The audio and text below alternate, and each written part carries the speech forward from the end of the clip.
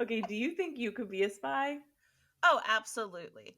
I'm a child of an alcoholic. You think you could be a spy? I feel like I know this answer. No? Really? I mean, yeah. Hotel? Beep.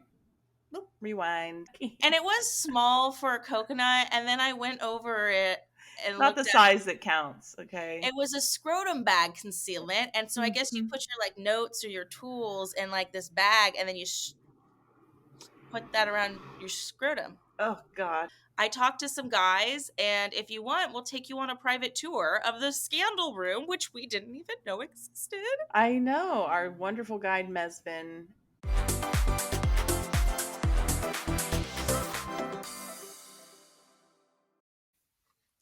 Hi, welcome to We're Experts Now. Let's get it going, y'all. It's another week, and Jackie and I are beep, beep, hitting the road again. Toot toot beep beep Toot, toot, beep, beep beep. beep. We don't Okay. have the rights for that. I don't. No one knows what that song. That was a totally original work by Rebecca and Jackie. Yeah. Another week, indeed, it is. I'm excited to be here. Excited to see you. Excited to hit the road and head on down to DC. I think it's down for me. I meant it might be just east Mm. for you. Yeah, it's just a straight shot east, just Just cannonball shot. Cannonball Shot. Have you ever been to the District of Columbia before? I've been to our nation's great capital, but once, perhaps twice before. Do you ever have like just black holes in your memory where you're like, there could be a second time that I was in DC that I'm not bringing to memory right now? I think just once on a road trip from east to west. I was going from Philadelphia to Colorado, well, to New Mexico, really. And I spent a few days there with someone who lives in the suburbs and has like a long lineage of DC history. Everyone in their family, their brother, mother, and father, all have worked in the White House or were currently at the time working in the White House, very involved in politics. And this person was an artist, so that was like a fun, yeah, a nice contrast, and works in the theater scene. So I got to see some of the big theaters there and some of the nightlife, and that was about it. And then I was just rolling down the road. But you've been there plenty of times, yeah? I do. I am a big fan of DC. It's actually probably one of my favorite cities, and there's a lot of reasons for that. But as I've mentioned previously, I have a background in politics. I've always loved politics. I've always just loved the legislative process and how all that goes down. So obviously, DC with so much history, so much like scandal and involvement. And, like if you want to watch a good movie about what's happening, in the American political system, it's pretty much always in DC. So I love that. It's a walkable city. I think that's Yeah, great. that is true. And you know what? The food is pretty good. You can get some pretty darn good food in that city. Pretty So darned food. some Yeah, pretty I darn. know. Well, yeah, It's one thing that I do demon. think of when I think of DC are all the free museums. Lots of museums, lots of places to go, monuments. Like there's just, Hmm. and then I always think of like movies from the 70s with like all the people at the like Washington Monument Yeah. and like out in the water, and it's just such an iconic scene. It's just I love it about it. I also would like to revisit a past Bex and Jackie activity, which is scooting. Um, Um, I Scoot I think Scooty, you think we should do that? I definitely think there should be some scooting. Mm. Two gals just hitting the road, scooting all the way around town. Speaking of which, do you want to let me know where you're picking for us to go this week? I'm actually dying to find out. Okay, so you and I are hitting DC. We're going to be going someplace that has a long history. You know, everybody knows no taxation without representation is not true in DC. They are, what are they? You know, what is it? This weird little district. So I thought it'd be good to see something that DC might be well known for and good at giving us the inside scoop on, but maybe a little off the beaten path. So I've picked the Spy Museum. Oh, that sounds amazing. I'm I had to double actually, check my notes to make sure that that's what it was called because it's it's such a straightforward name. yeah. But I'm very excited to see how the government has handled some of our clandestine operatives in our history. Well, I mean, that's actually like part of like American culture from the beginning because spying was part of the American Revolutionary War, actually. It's part of So the American way. it truly is. Like, oh, there was a show a few years ago that was like eventually about the like spies of the American Revolution. Super interesting, super nerdy as usual. I'm into it, but I know, right up uh your alley. yeah, I mean, I love it, but so I think that truly is it's part of the American way. Wow. How did you okay, what how did you come to this? Well, I was thinking about all the museums that I've already been to in DC, and that was one thing that I loved and stood out to me about my trip there. And like, I think I don't know if there's windows of time when they're free, but I just remember being able to like go one after another and just like go to a bunch of museums and see, Museum of Natural History and art. And but I was just thinking about all the museums that I've been to and how the just the historical record there and the attention to art is and our nation's history is really important there, but that can all feel a bit stale and at times, and I wanted to mix it up, go somewhere where we could see something that was, I don't know, it's a little, it just feels fun and exciting, Saucy. a little saucy. Feels did you ever see like True Lies with like Jamie Lee Curtis and who's the governor? Who was the guy that was the actor that was the governor? Arnold No, Schwarzenegger. I didn't see Uh this. they were definitely spies. My dad loved this movie when I was a kid. I've seen it way too many times, but it makes me think of that. I don't know why. Of like just like the romance and like doing the tango with like a rose in your mouth and like trying to seduce some foreign dignitaries to get all of their secrets. I feel like that's what like spying makes me think of. And Yes, it's uh, seductive. so, question: do you think it will have like pieces of history, or are we going to, or do you think it's going to focus on like here is a spy device? I think it would focus on figures because I don't know, device that seems that's a good question though, but I feel like all technology almost when it is invented is almost immediately exploited by people who want to use it for crime. Mm-hmm, mm-hmm, Like mm-hmm. when the cell phone was brand new, I think there was like some instantly a coordinated terroristic event. Mhm, So I mhm. don't know if device is necessarily like the only thing linked to spies, but I'm that's just interesting. wondering like what their take on the spy museum is because to me, a lot of especially recent history of spying, I feel like we're not supposed to know those people's names, right? So like how do like Oh, I see. I'm only thinking bad spies or foreign spies. that like we've But you think caught. we're So gonna just dox all of our own spies? well, what I'm saying is I think that there has to be like history from the US there, right? Like why is it in DC like unless it's got history, our own history in it. So how do you explain our history without doxing some people? So I feel like that's why my mind went to like devices and Mm, like maybe like like the really implements history. of spying rather than outing the people behind O- it. or they might even just be like, yo, there was John K and John K Yeah, Agent with Agent X, yeah, Agent K 0062. double, okay, can we just say 007? Well, I mean, it's not James Bond. There's others, okay? There's, are there At least five or 6? six. I think they actually, I feel like there was a 008 at one point. I might be wrong. But what if you were like 00 like 46? Like it's just such an ambiguous number. Well, ambiguity is what spying is all about. I mean, I think there's some other scandals in the nation that could be appropriately fit into that museum that I would be interested to see if they're there. Well, uh, yeah. Is there The any Cold other? War. The Cold War. I feel like we got to hit the Cold War. We got to hit the American Revolution. I feel like we hit all the big ones. I wonder if like Is it just going to be US, or is it just going to be focused, because I think it is an international, I think it's in an international museum.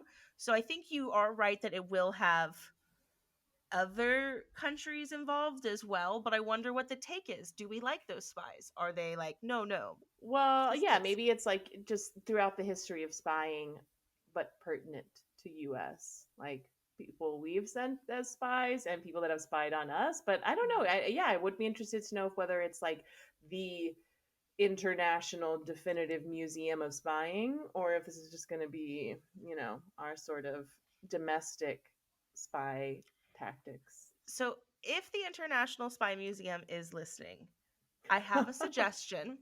Okay. I really think that you should consider having an escape room inside the museum. Oh my god. And then but then I feel like the people who do really well, they get a tap on their shoulder. They're The like, CIA just comes in. yeah.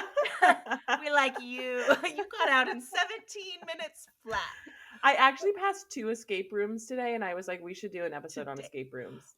Okay, we should do. I actually went out with a guy one time who, okay, well, he was like doing research to open an escape room, and that was like what he wanted to do, but he brought me to an escape room on our first date, and like we got like locked in like a cage Mm. together, and I was Hmm. like, you know, Not romantic? it's just like you just met and I got locked in a cage with you, and I'm like, Okay, but who suggested the date? him, he was doing Yeah. research He was on like, like, I picked the one that locks you in a cage. that just says so much. I don't think I went out with him again, but I cannot remember. I'm gonna say I didn't, but Wow. we know my choices. Never great. Okay. What else do we think that we What might find else? at the museum? Spy museum. I hope a really great gift shop where we can get some spy gear on the way out. Yes, like secret binoculars Yeah, and maybe like, like an invisible ink set and a oh, sort a of. bug. I'm gonna track you. Oh no, wait, we share each other's I'm locations. like, We you track already do track ourselves. me. Yeah. The funny thing is I don't think you ever remember that we have that, and so I always look where you are, and I feel like you never look where I am, and I'm like, I thought it was oh, one way. no, you have my location too. Oh, wow. Well, See, and as I said, I didn't think you knew how to use it. okay, do you think you could be a spy? Oh, absolutely. I'm a child of an alcoholic. To be very clear, I am morally against lying. I hate it. I think it's just like wrong. I don't like doing it. I don't like to be around people who are liars. But as a child of an alcoholic, you are trained to lie and to lie well. I'm good under pressure. Like, I never crack in a crisis. The only thing that I would really struggle with is like, they'd be like, oh, and so got shot. And I'd be like, they need to help themselves because I'm going to vomit in the corner. Hmm. Hmm. Okay, so you're not a field operative. You're like a reconnaissance spy. Yeah, I Or feel like just doing. recon would be like where I'm at. Yeah. Just feeling out. Could I, okay, do you think you could be a spy? I feel like I know this answer. No? Really? I mean, yeah, Okay. like mm, probably in like the action movie version of myself. I'm like, I feel like I would just like do a lot of running and weird stuff, like hiding in places. I like small spaces, I could like hide in a bush for a long time, probably. Like, Okay, okay. Real sidetrack, but question: If you're like, if you as Bex, as like the character, what type of movie would Bex be in? Like, what, you know what? Do you know what I'm asking? that no, that I think, yeah, I love a sci-fi. I love a good sci-fi, but I No, but also like feel. your life. What is your life? Like, I feel like I'd want to be in Oh. a spy movie, but I'm actually like a rom com that doesn't quite land right. Oh, yeah. Oh man, I don't even know. I guess like an indie sort of Sundance, Yes. where you're like, Moody. did we need to know about the history of this water tower outside of a town somewhere? No, but it moved us. you It moved know. us. That's actually, when you're 100% right there, you would totally be an indie film. Okay, but what would you would want to be sci-fi though? I would want to be like a weird sci-fi comedy blend, you know, Okay, okay. just Yeah, totally weird. I would like want to be like I would yeah, like an action or like a spy movie. Like I'd want to be a badass and instead like I'm that klutzy friend in the rom-com movie. That's who I am. I'm not even the lead You're in my not own even the main movie. character in your own movie, I Jackie. am not. I'm really not. I'm over here Oh, thinking like, at least with my little indie film, they'll probably make like a TV miniseries spin-off. That could always I'm the TV series spinoff. That's actually what I am. Okay, okay. Wow. All Back right. to Well, DC. I think we have a lot of questions and a lot of discoveries to make at the Spy Museum. I mean, I Hmm. am good. I do want to read everyone's diary. Like that's my Yes. personal trait. So I You think I'm gonna do love. like you like information I'm and gonna you love like seeing some gathering it. invasion of privacy. That's gonna be really good for me.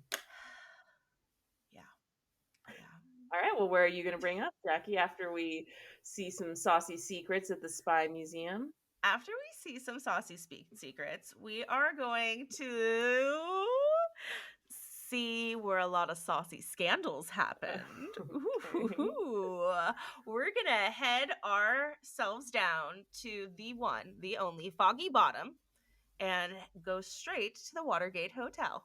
Oh, okay. See, you can't give me directions. I've never. I'm like I feel like I should have known at Foggy Bottom. That's probably historical, and I'm just like, is that a That's the SpongeBob district. reference? No, What? it's the district where the Watergate Hotel is, and I just love saying Foggy Bottom. Wow. Yeah, the Foggy Bottom. The Foggy It's like Bottom. it's already that holds some Hmm. kind of mystique.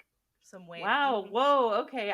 This is crazy. I feel like this is going to be great for me to learn because yeah, gosh, that is really this is a good one because that's something that you feel like I mean, I don't know, I feel it like I should know what that means when people say it and it's just a shorthand like, oh, Watergate, it's a reference, it's a punchline. And if I'm being honest, like I don't completely know everything that went down or how people felt about it too. I feel like that's a big Hmm. part of it, like there was a sense of betrayal from Well, the government. I think there's a lot of things that, like, when you talk about the Watergate. So, interesting enough, I worked for a person years ago. They were writing a book. And so I helped do historical research on, like, the area of the hotel and Foggy Bottom as well. So, it's been quite a few years since I did that. So, I don't have everything handy, but there were many scandals that Mm-hmm. happened at Watergate. The big one is obviously with Nixon and in the Hope. There was, I believe there There's was more than one scandal.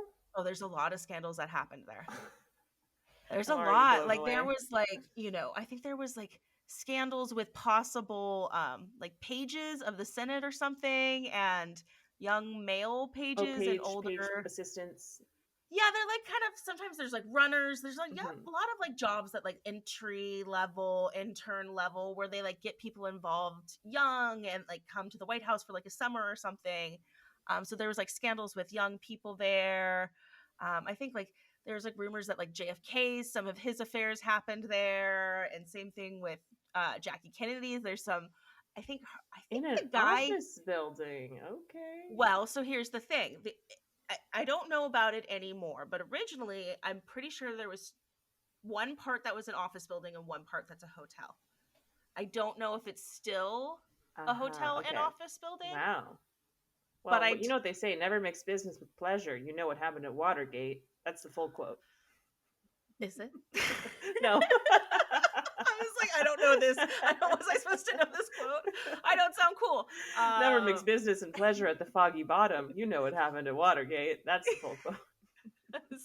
Well, this is where Deep Throat comes in. That's That's all. right. Isn't that like a literally sexual? No, Okay. Okay.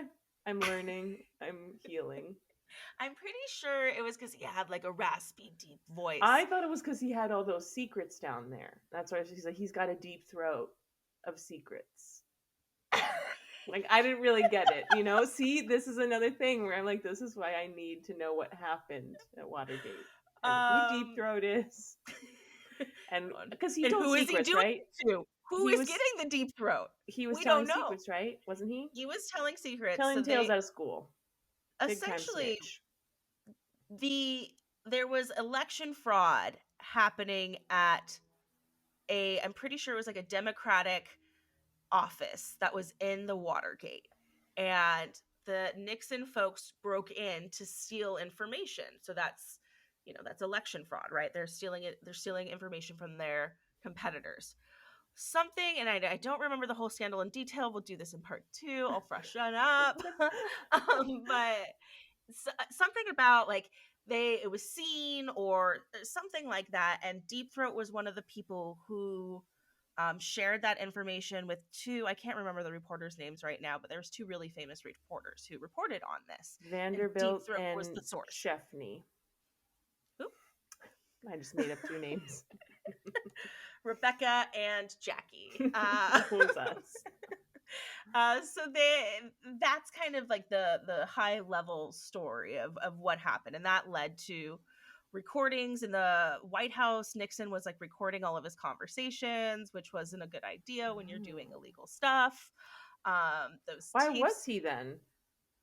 Well, I mean, the man obviously had some issues. I think okay. I've always had this theory about politics that Here we there's go. really only two types of people in politics. There are the optimist, typically naive, who really want to see the beauty in the world. I was one of those people. I wanted the world to be a better place. I thought politics was how you change the world. It beat it out of me. And then you have the other type of people who are narcissists. And that's really a lot of politicians because they want to be known as these great people. They want adoration. They want to win an election. Like acting is one thing, and like other pieces of like being of fame are very different because it's like people like what you do or what you bring. Literally, elections, you have to win a contest. It is literally a popularity contest. That is what an election is, right? And so I think you get the type of people who are attracted to that. So we've had really amazing presidents, and then we've had presidents who are narcissists who think that they are above the law and consequences, and they basically say, fuck it, I'm gonna do whatever I want to do because I'm president and I can do that. Come at me. I don't know No anyone who's done comment. that recently in the last few years. Anyone at all, but that's fine. Yeah, politics makes me nervous. I still do love politics. I still do believe in the world. I still believe that like there's a lot of good people out there. But I do like to learn about the seedy underbelly and hear about all the little tidbits of gossip and find Yeah. out. I mean, politics, again, you get the full human spectrum, you know, just all types of personalities. So, Well, uh, I think it's going to be really great to, I don't know, just kind of contextualize it in my brain. Also, because I am such a visual learner, I think it's going to be help it stick with me of walking through the space and kind of visualizing just what was going on also in the country at the times of these different scandals. And I think it was a big perspective shift for a lot of Americans, specifically on how they treated their government and how they felt treated by the government. I think it was kind of eye opening experiencing some of the scandals firsthand. well, and there's a lot. So I will try to do my research before we head to the hotel so I can take you on a guided tour through the space. Otherwise, we'll just like free Willy. Free Willy. Well, Free Willy. free Willy. We That's a movie. That's a movie. It is a movie, but I did not mean to say it like Nilly, okay. Nilly Willy, Willy Nilly. Yeah, we'll just willy-nilly all over the place. And we can walk around, we can see, are there offices? Can we break into one? Can we steal secrets from the other side? I'm gonna guess right now that it is one elevator width thickness. Just rub it in. Just rub it. That is definitely an office building or a hotel. One of the two. But there is a rooftop restaurant, which Oh. we're not going to make it to. We're going to Oh. go in the morning. It's a bar. I thought about it, but I'm 85 and like to go to bed early, Mhm. so Well, you know that I will be at a comedy show the night that before, you so will. That you Town will. Tavern. It will be too late by the time this episode comes out. But think about how you could have been there and it Yeah, would have been think nice. about how I was there and how that felt for me. Think about Mhm. me for once. And the Okay. audience and how much fun they had and that you should catch Bex at a future show. Oh, there you go. Yeah, bring it around. Mhm. Okay. Mhm. Ugh, disgusting. Okay. Any other questions before we head out for our Spies and Scandals episode? Well, how about this? What if we do a bonus little fun thing? If we make it there, good. If not, it's, just a bonus, icing on the cake if we get there, the back room. We're Is this already like in the talking White House? spies and scandals. We're going to the back offices of the White House. No, no, no. This is a little speakeasy that has a secret entrance that we have to see if we can get inside and reap the rewards of our hidden room. So we'll find out if we get to go there as well. Little bonus I thought I'd throw in. That sounds super fun, and I love a little bonus extra, a little boop, cherry on top. Boop. And a Oh, disappointment if we don't go. So something to keep us all on the edge of our seats. okay. I cannot wait. All right, spies, scandals, and secrets. Ooh. Ooh, this could just be the secrets episode, maybe. We'll workshop the title. Okay. All right, Bex. Anything before I see you tomorrow in DC? Bon voyage. See you on the eastern seaboard, as they Ooh. say.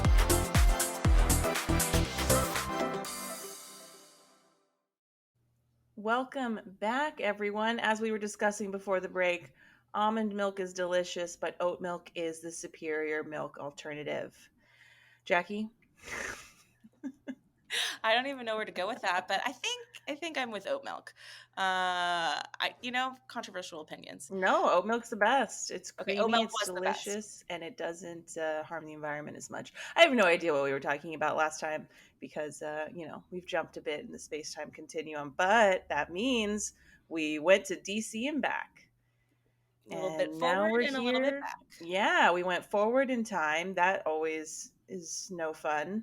And now we're back wiser, much wiser for our travels. We scooted as tradition, as we must. I do love when just two gals go out there, hit the paved streets As or we are not sidewalks. supposed to. Well, we hit the streets and the sidewalks, both probably at times that we were not supposed to, and Right. we lived our best lives. Two gals just scooting around town. What a beautiful journey that we take. It was a really nice time. It's a wonderful time of year to be in DC. It was gorgeous. We did catch some rain at the very last day, but other than that, I mean, it was definitely my climate. For you, I think it was a bit balmy because of the humidity. It was too warm for you, but I loved it. It was so sunny and delightful. It was very warm, but it was a good time. I went and saw you do some comedy. That was great.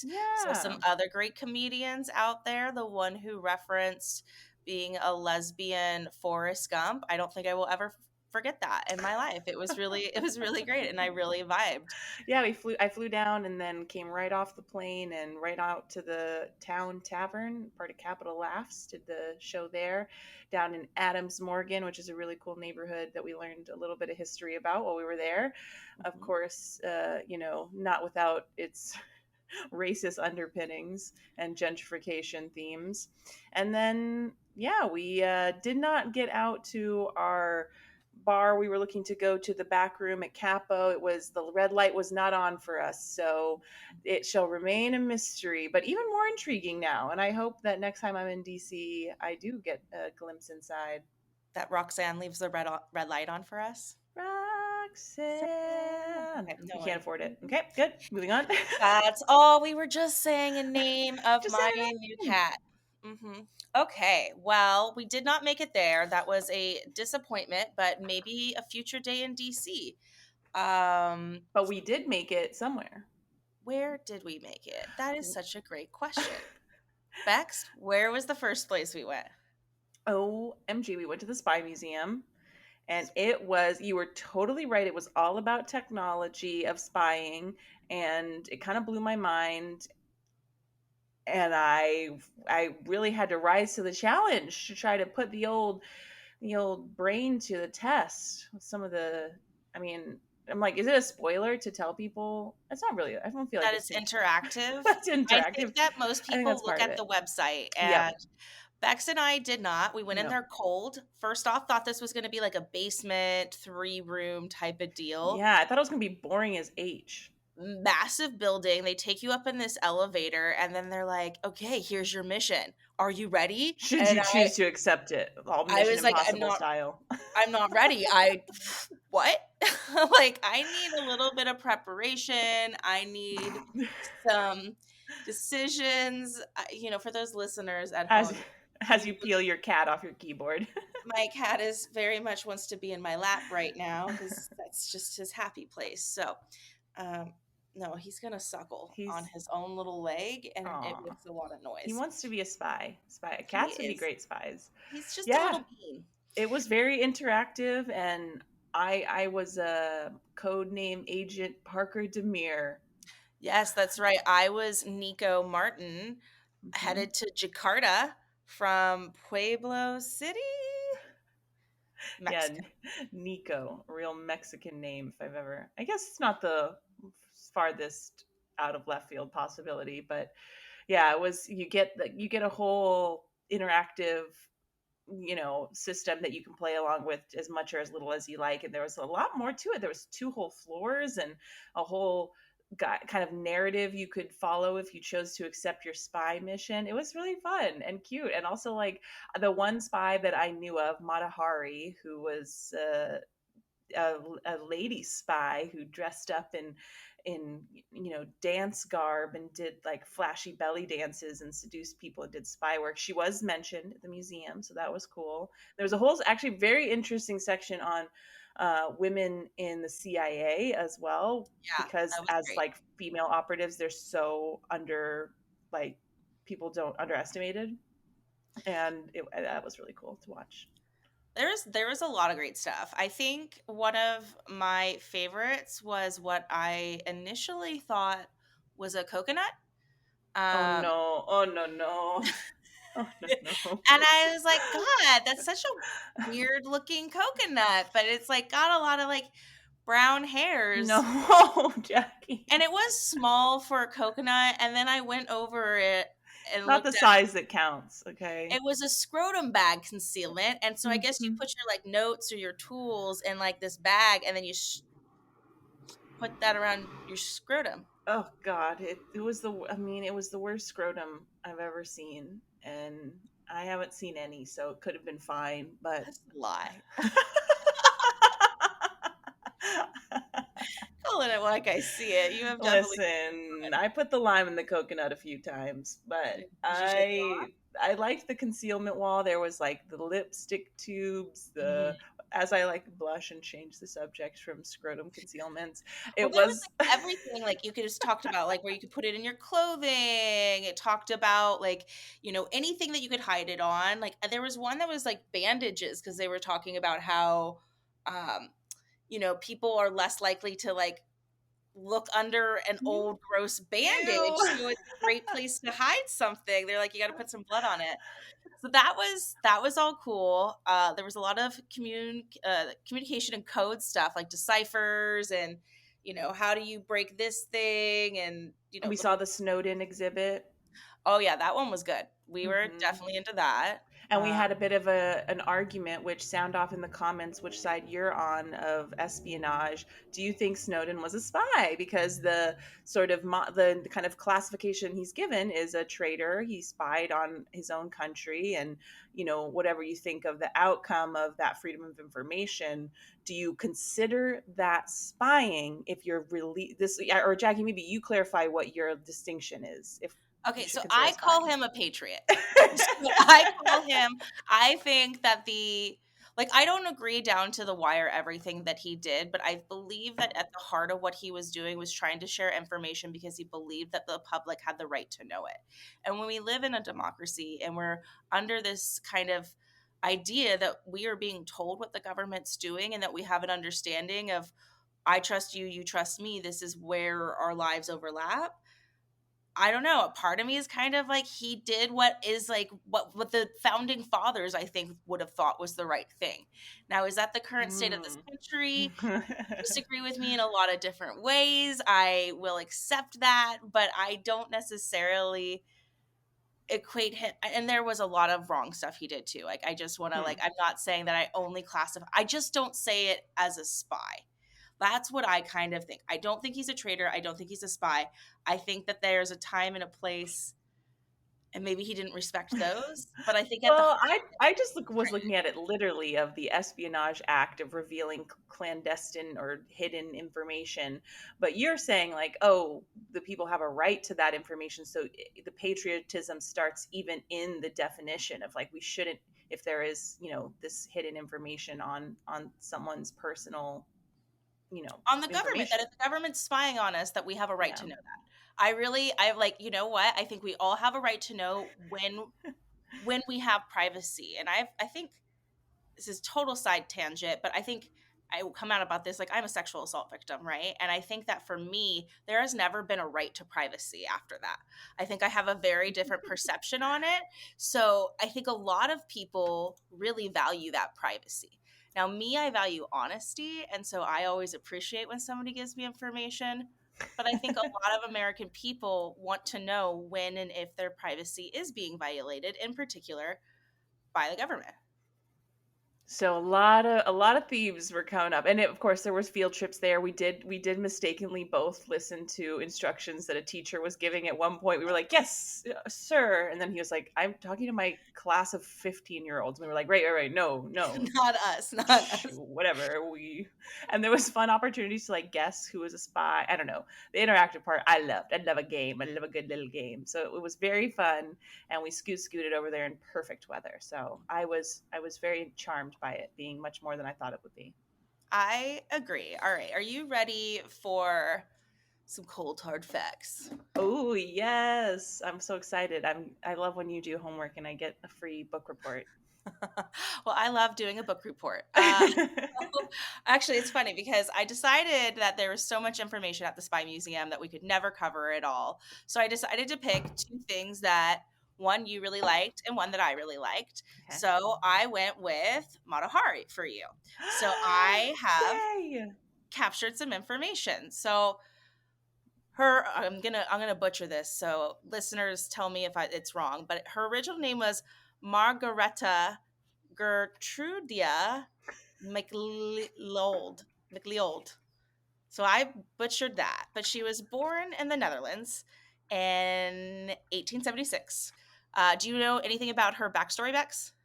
I did. I read a book about her. I in the yeah, Femme Fatale, I think it was called. Femme fatale. I love Yeah. that title. Well, so she originally married a Dutch officer, and he was accused of abusing her and uh, giving her syphilis. So really seemed like she was in a unhappy marriage. And maybe Um, she put a little concealer on it and wasn't always honest about having it herself, but she was a spy. well, I mean, so this is before she was ever a spy. Penicillin. And there is arguments on whether she was actually a spy or not. So after after all of that, she was married. They had two children, and they lived in Java, which is near Sumatra, and that's part of Indonesia, for about Mm-hmm. 5-ish years. When her son died, and that was either due to, like, it cited a couple different things. Either the nanny did something, or as possibly complications from the syphilis treatments. It's probably mercury at that point. So Yeah. after that, it seemed like there was, like, rough times. And after returning to Europe, the couple separated, and she became basically destitute without her husband. She couldn't afford her daughter, and she was just in this really, really awful place. And this is when this bad bitch decided to take her future back into her own hands. Mm-hmm. And she became a dancer, possibly a courtesan, again, different things, in What is Paris. a courtesan? Is that like a Prostitute. Yeah, it's a okay? Yeah, nice I was gonna say, is that prostitute. an escort? It's a French prostitute. Courtesan. Yep, it's French. uh, well, and so she had known a lot of Eastern dancers from her time living in Java. So she took that skill with her willingness to show a little skin, which was pretty scandalous. This is the In that early day. 1900s. Mm-hmm. And she took that risky look and she just basically became an instant sensation. She was rumored to have a lot of lovers. She was rumored to do all these different things. It kind of came to a point when you get to Paris 1917, which is when the French government basically charged her with spying for Germany.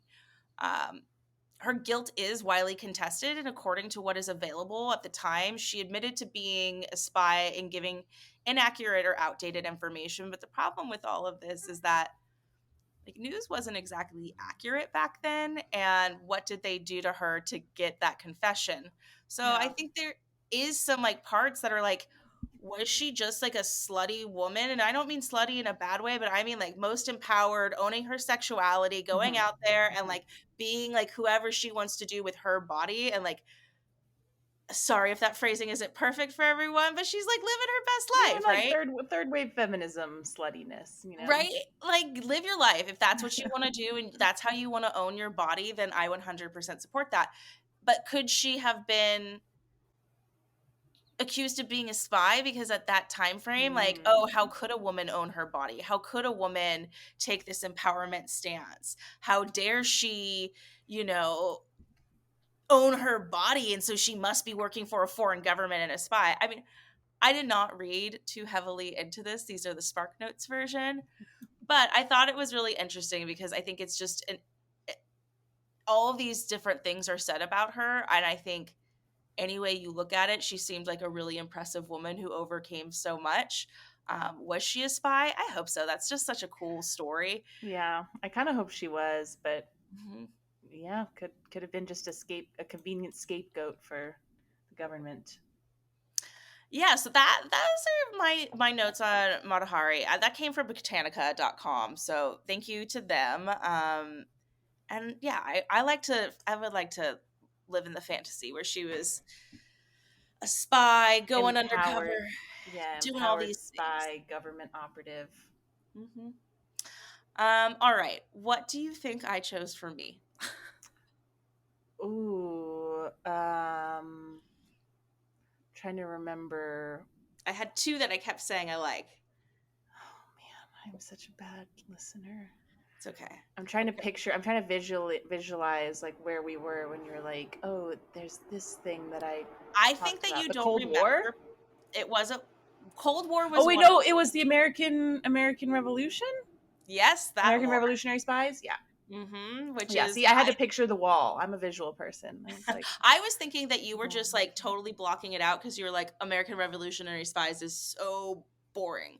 Uh, you're like I like the femme fatale, the lady who has all this scandal, and I'm like okay, listen. Well, also, I feel like maybe like the American Revolutionary times, you don't think of as like highly technical. You know, I think of like, ooh, Cold War. It wasn't about like violence. It was about like recording devices and satellites and things like And that. sexiness, like oh, we're romancing this, we're doing the tango and all of that. So I think like yeah, I feel like the Cold War is very sexy, which is probably also why it's one of my favorites. But I think the American Revolutionary War is just such a cool one because of the fact that it's not talked about. Like you never hear like, oh, that was the time where George Washington got all those spies and then No. they like lived undercover for 5 years. It's just significantly less interesting to like comparative to like I think all the battles and all the crazy stuff that was Yeah, happening. Valley Forge this, sheep teeth that, cherry tree, whatever, you know. All right, you ready for the cliff notes, the shortest cliff notes on the spies of the American Revolution? Give it to me. Okay. All right. So there was a spy network and it was created by George Washington, which again, no one ever talks about with George Washington, but he was like, let me get some Strategian. spies. Very strategery. Um, And this is something that's less discussed, but I think it's like equally an interesting part of history. And this is all from the mountvernon.com or .org website. So thank you to them. So we got the one that I think everybody knows about, Benedict Arnold, who was a spy, essentially turned traitor, and was on a spy on the U.S. Oh, right. Yeah, for the French, right? No, for the British. Okay, good. We were I not know. fighting the French at that point. And that was a test. Oh, and you passed. thank you. So you probably heard of him. What I did find out in my reading that it's possible that he might have served under Washington originally, so he kind of could have, really backstabbed there. But the rumors are long and wide about Benedict Arnold. I think the next one I'll kind of give a shout out to is the Culper Spy Ring. So there's a TV show that came out a few years ago called Turn, which was super good, and they basically give all this context to everything that was happening on the time, the spy ring and everything else. So super interesting TV show if you want to know more about this. But this was a group that was being operated in and around New York. And so the cool thing about them is they were operated for over 5 years without ever losing a spy. Whoa. And there was a lady in the group, and her name was Anna. And she's a badass. Slay Anna. Anna Strong. So I mean, hopefully she didn't get any civilians killed, or I don't know. Spying can probably be who bad. knows? But again, spark notes. Like she could be the worst person ever, and we're just being like, yes, slay girl. Representation, okay. I think the other person I want to give a huge shout out to in this podcast, because again, representation, was James Lafayette. With permission, this was a black man, so this was a slave and this time, and so with permission from his slave owner, Cy. I really hate that is the context of how this is phrased. Don't worry, he got permission. He joined the Continental Forces, and then he posed as a runaway. Yeah, and he posed as a runaway slave to intercept British intelligence. Well, he was? Oh, he was. Okay, he was an enslaved person, and then he posed as if he had escaped his enslavement. Yes, his owner, again, Cy, had given permission for him to do this, but he posed as the runaway slave so that the British forces were like, oh, yeah, like, help us. When he was bizarre. Like, I wonder, my mind is putting a little gay romance in there. I'm like, what if they were in love? Who? If who was in love, Bex? This person, Lafayette, and his forced manager who let him have permission to go join the Spies. He's like, I'm pretty good. I actually gave him permission, so I'm actually a pretty good owner. Pretty good slave owner, if you ask me. How does that relate to love? Because I'm like, maybe they had like a secret romance, and they were like, they had a because I guess it took a lot of trust to give. What? I feel like if they had a secret romance, he would keep him back from going out into the world because he wouldn't want him to die as a spy. I feel like that's saying he's extendable and I don't care about your life, because if you can see me right now on video, I'm the whitest person ever, but like white people really sucked at that point in time. A lot of the times they still suck, but like that point in time in the US sucked a whole lot. I just feel like there's some good fan fiction in there, but probably really inappropriate. Your version is much happier, and I like that. Let's go there. No. Okay, so those are kind of the big shout outs that I wanted to give for the American Revolutionary War. I will not bore folks with this because I don't think people came to this show for just me giving a lecture for 4 hours on the American Revolutionary War. So that's what I'll give you. But there's tons of other podcasts you can listen to. Yeah, and if you're in DC, check out the Spy Museum. It was, if you've got 3 hours, as they recommend, it might be a little bit long, but I'd say, what we do, an hour? We did an hour in the museum? No, we did like an hour and a half, which I think was like the right amount for us. Yeah, like I think, we like checked out some stuff. We like spent some time reading stuff, but it was a good. And they did have a gift shop. They did have a gift shop. Not as many spy gadgets as I wanted, but I bought 3 books though. Jackie bought 3 books, so now she had to check a bag. No, I did not, but one is for my niece, so at least not all the books were for me. Okay, Bex. Now we're going to actually revert in time because we did go to the Watergate before we went to the Spy Museum, But are we ready to trek on down to the Watergate Hotel? Rewind. Heck yeah. And we had a darling little breakfast at the Watergate Hotel. And they were like, "Are you staying at the hotel?" We were like, "No." They're like, "Why are you here?" And Jackie said, "We're podcasters, sweetie." I did not say sweetie, but I was like, oh, we're podcasters and we're doing an episode on the Watergate Hotel. And I'm real. Like, when I said that, I'm hoping that one person out of 50 people says, oh, I love podcasts. What's it called? And listens. That's all I'm really hoping. This guy was like, oh, okay, sure. Seats us. Lovely host man. Lovely host, man. I really appreciated it. He comes back like 10 minutes into us sitting there and he's like, oh, hey, like, I talked to some guys, and if you want, we'll take you on a private tour of the scandal room, which we didn't even know existed. I know. Our wonderful guide, Mesvin, shout out at the Watergate Hotel, gave us a dope tour. I am not a history buff, but I was entertained. It was pretty great. So, all right, I'm going to jump in to a little bit about the Watergate, and then maybe we'll walk through our talk on the tour. Let's do it. That sounds perfect. Okay. All right. So this hotel is built in Foggy Bottom, as we previously discussed. What a great name. We love a Foggy Bottom. Uh, it's obviously in DC where we were just visiting. It took a long time to make. It is 6 total towers. So I think that's part of why it took so long. So 1963 to 1971. There was a bunch of controversy surrounding this hotel, but it started with approvals regarding different processes in DC because it's a district, not a state. The bodies that it needed to approve everything, and then there was some concerns of it overshadowing the Lincoln Memorial. And then lastly, one of the ones that I kind of noted in here that I thought was super interesting was there was a Protestant group with a letter writing campaign because they were like really offended because the builders and like owners of the land and property originally were like Italian and had ties to the Vatican.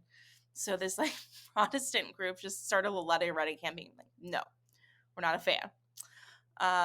So they kind of it was shrouded in controversy from the very, very beginning before it was even built. So do you remember what year the scandal happened? Heck no. 1964. Okay, well, I just told you that the building wasn't done being built till 1971. I don't know anything about history. How about 1974? Okay, it was 1972, so it was basically like a year after it was built. So not very long, which kind of means there wasn't a ton of history before the actual scandal happened. So, what about the scandal, you ask, Bex? That's why it's like that's its whole history since the beginning scandal. The infamy. I mean, we don't talk about, we stayed at the Darcy and DC. No one's like, oh, the Darcy Hotel. You say the Watergate Hotel. Yeah. What you mean. So this was the 1972 kind of, what is that? I had to take a picture of my cat being so cute. Okay. So the Watergate scandal was in 1972. It was in some of the buildings of, obviously, the park. This was in the office building area. The office building, as you and I saw, and we could talk about this, described a little bit more later, it was directly across from the Watergate Hotel. So the burglars stayed in the Watergate Hotel in the specific room that we got to tour. And this is where Richard Nixon's involvement in the cover-up and the actual break-in of the Democratic National Committee headquarters happened. This is kind of the scandal that all broke loose. There was 5 people who broke into that Democratic National Committee headquarters in the Watergate office buildings. One of them was an ex-CIA agent, James McCord, and the other 4 were Cubans. And I think we talked about this on the tour, but just a reminder, at this point, this is post the JFK missile crisis. So anyone from Cuba at that point was generally seen as persona non grata in the US. So pretty much, you're kind of unwelcome, you're kind of unwanted, shouldn't be here. So 4 Cubans with an ex-CIA agent. I know the ex-CIA agent one is the most embarrassing one. It's like, can you imagine being on the stand in court? Like like the judge asks you what your job was, and you're like, CIA agent. What was Well, that?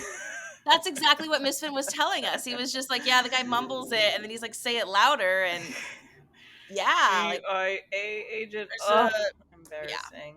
starts with a C, ends with an IA, and it's not Sia. Okay, so I think one of the things that I really loved about this tour, and I really appreciated the information. Do you remember Frank Willis? That was a security guard. That was the security guard, and So proud of that information. I was proud like, I of can you on remember that. his picture. I even remember the name, and he was the night guard. And so if you remember, he Yeah. was saying that this guy was really detailed. He was Mm-hmm. walking around, saw the tape on the door, and was like, huh, that's weird. Removed it, and came back a couple And you're hours later. talking about literally a piece of Scotch tape. That was the spy technology used in this case. This Yeah, because they were piece of basically tape blocking the over a door so lock. they could open it up easily so it doesn't automatically lock. Yep, Yep. exactly. And he So was astute enough to like and aware and noticing everything and keeping track. And so he marked down like that time, or like how did he? yeah, remember they had the pictures of the notebook, and he wrote down the time and what he saw, and then he came back a couple hours later, and the tape was there again because the robbers had gone up, and they had kind of assumed like, oh, tape must have fallen off, not really thinking it through, and this guy was the one who noticed everything, which I think it was really sad. I think Miss Finn told us that, he never really got the recognition he deserved from this. Like, he did so much, and I think he had some issues afterwards, and it was just really sad to hear it because it sounds like this all happened because of him and his attention to detail, and so sad that he didn't get his due. Yeah, and beyond the tape thing, wasn't there something about like he called the police and the police didn't come, so he called them again, and this time it happened to be plainclothesmen, and that is kind of like another like stroke of luck that made everything go well in So you're this. close. It's a little bit different. So he called, and the police they originally dispatched were like too busy. It was going to take them too long. And so they dispatched other officers. And those Mm. officers were undercover, and they were undercover as hippies. And so when the burglars saw these police start walking in, they're like, oh, they don't matter. They're not here to do any, they're not going to catch us. Just They're hippies, hippies. just So some that dope was fiends. so those officers came in, and we got to see pictures of those officers as well, and then they came in, they caught them, we talked about going to court, we talked kind of about all of those other pieces.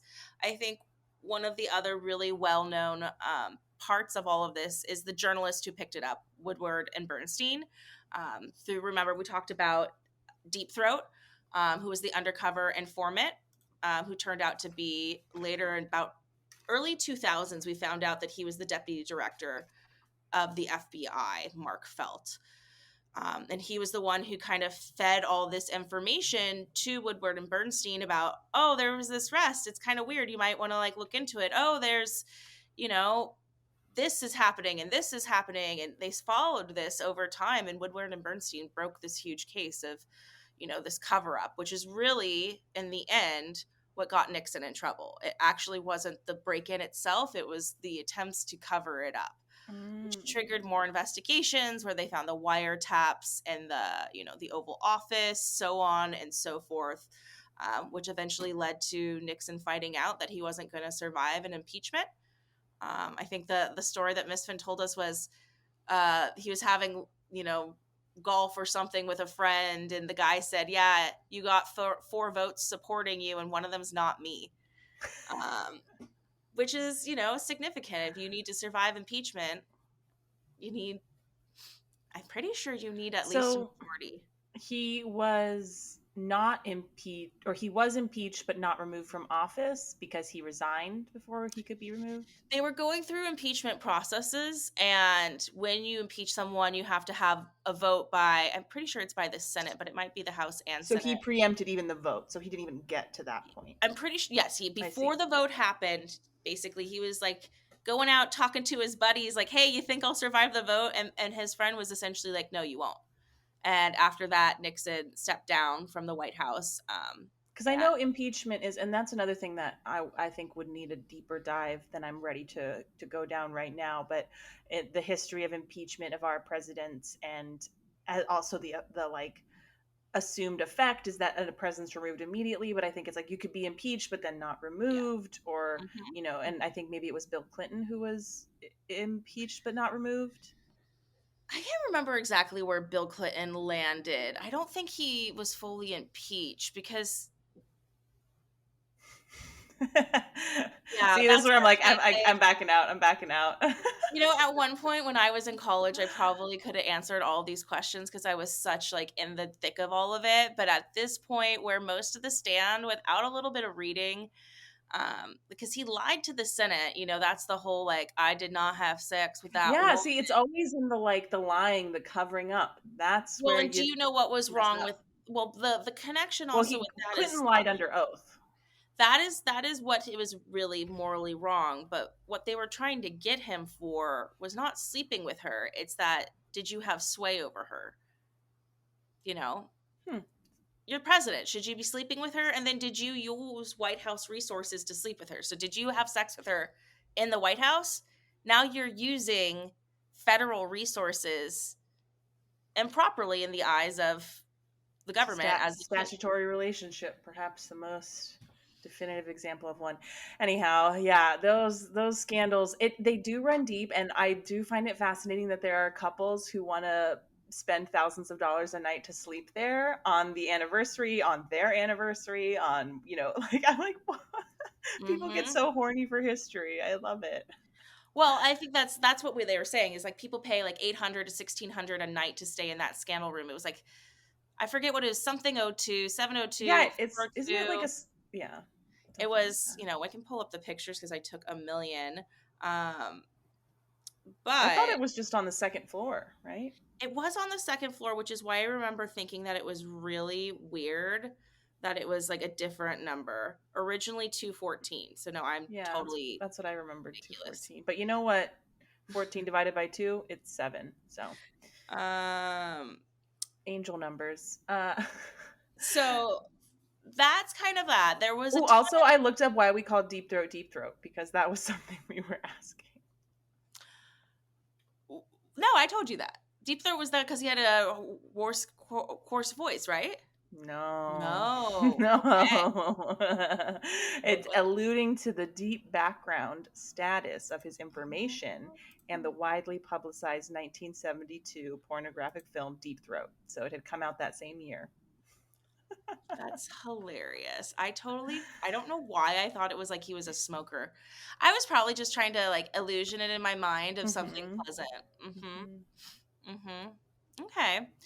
Well, there are a number of other scandals that have happened at or around the architect. There are a number of other scandals that have happened at or around the Watergate Hotel. So one of them, or the landscape in general, and I think that I was just touching on Hmm. this, but it had ties to the Vatican, which created a lot of Weird. problems.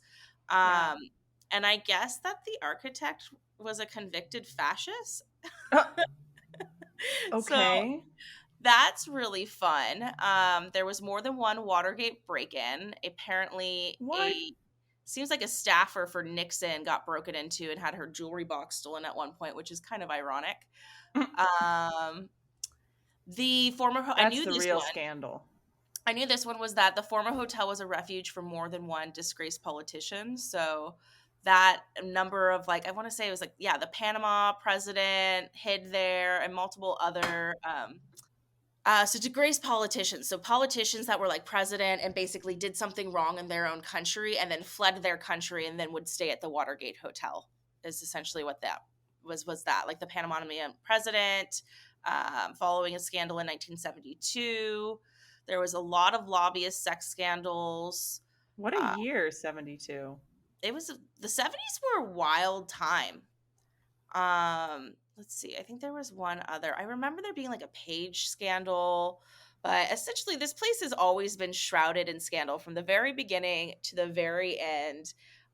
From the building to the permits to after a year of being there, all the way to Will Ferrell coming down to give Mesvin the business. That's right. That's right. Okay. What was your experience like of the scandal room? Because let's jump into that, and why don't you describe what the scandal room was like and what it had? My first impression was it's weird to be in a hotel room with a stranger. And then my second thought was there's a lot of photos here of things from the era. And I'm like, again, not a history buff. So it's some of it, I'm like, it's a little lost on me. There's a lot I can see, like, there's, photos all over the frame, photos all over the wall of like important historical figures. But then once you're like actually into the bedroom and you see there's like the Beatles on the vinyl player and the scotch tape on the desk and the typewriter, and you see the window that looks right into the next building, and that specific floor has the little walkway that made it possible for them to have that easy access to do the breaking in. It starts to feel really like high stakes and kind of intense to realize what the stakes were there for that. And yeah, having a guide with a nice laminated binder full of Danger. photos and dead facts was helpful. And I could tell, like, he was explaining it to me, great, he's doing a great job. And then you would know something and be like, oh, that because this, and he's like, yeah. And then he was like, okay, finally my audience, the person who I can like tell the deeper stuff to. I mean, so I thought it was fascinating. And for history buffs out there, you walk into the room and it's a long hallway, which is what Bex is like describing with all those photos and newspaper Mhm. articles. So it's like almost this like museum in the Yeah. hallway. And then as you walk into the room, they set it like it's historically accurate, like it would Yeah. be at that time. And so you have like the vinyl around and like brown leathers all over the place and red carpet, I want to say. It was very like 70s-esque vibey. And then what you mentioned was like there's a balcony, a big balcony. So there's like windows and it almost like comes to like almost like a convex triangle at a tip. And on one side, there's windows, and on the other side, there's the balcony that you can get onto. And if you just put your legs over this 2-foot balcony, like I could easily get over it, there's like almost what looks like a walkway, but it's not. It's like a design feature almost. And that like goes across right to the where the DNC National, the Democratic Committee the Democratic National Committee was offices was, and you could, like you were saying, see right into it. It was Yeah. cool. It, It was and it, it was great. It's great too because with it's awesome that we can watch video recreations of things, documentaries, but they're always a little bit, photographs and film of the day can only translate so much through sepia tone, and to yeah, just actually be in living color in that room, like this is where people were really designing all things that altered the course of the nation, yeah.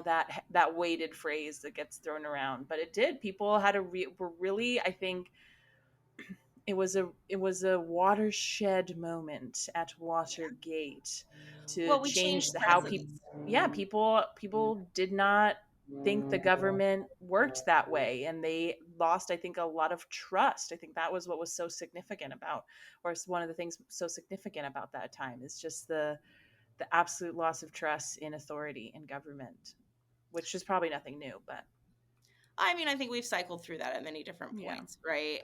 I think that we've experienced that on both sides of the aisle in the last 15 years of feeling a distrust for the government. So, yeah, I'm with you, but it was such a pinnacle moment in time. And I mean, how lucky were we? We didn't even know this room existed. We try to go into these things pretty cold so that when we do the part ones, we, are really kind of clueless.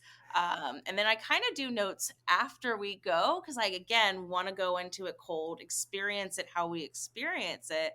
So we were just so lucky for that host to like hear that, be gracious enough to say, hey, like, I'll see if this room is available. And then that it was, because apparently it's booked all the time. So Yeah, what a we're gonna start telling people we're podcasters everywhere we go and see what we can shake out of the magic bag. this is going to be the only time anyone ever cared, but it was such a cool experience and it was so fun. And I am so grateful to them for, taking us there. Um, what else did I miss, Bex? Any other ideas, thoughts on like the outside of the Watergate, or when we walked into the wrong building of the Watergate? I really love that they gave me vanilla syrup on the side so I could decide how much I wanted to put in my latte. I felt like, they really have learned their lesson since the Watergate scandal. Now they treat people the way they should be treated. And that was at Kingbird Restaurant. And yes, they absolutely did that. I didn't realize how many buildings there were. So we totally went into the wrong building Yeah. first, which was When hilarious. she was like, "You don't want to be in here. This is only boring stuff happens in here, and you two look like absolute insane troublemakers. Please leave." Sorry, you Yeah, probably that's want actually what she said. Watergate. She's like, you don't want to be here. There's like a dumpster out back. If you just want to head there, it looks like just your speed. And we're like, I we're know in a everyone is so hotel. well dressed in DC, but we were slaying. We were doing We were okay. slaying. We did our best. We did our very best to represent California. Woot woot. Um, what about which one was your favorite? Would you pick a Spy favorite? Museum, hands down.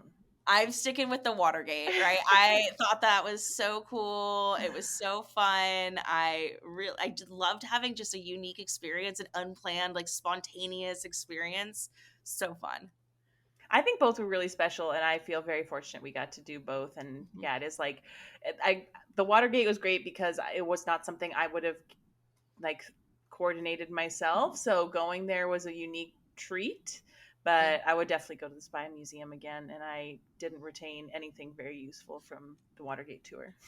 I think that like I never do touristy stuff, which is why I love that we do this together. And I think it's so fun that we go on like these adventures, and then like because of the pod, I'm now trying more things I wouldn't normally try.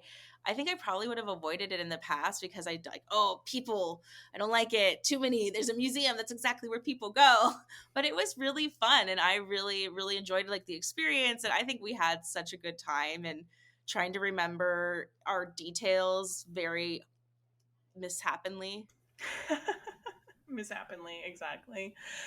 We are scandals now. I don't know if we're experts, but we are scandals. Scandals and spies, baby. Spies and scandals. This has been a Just Being Better media production.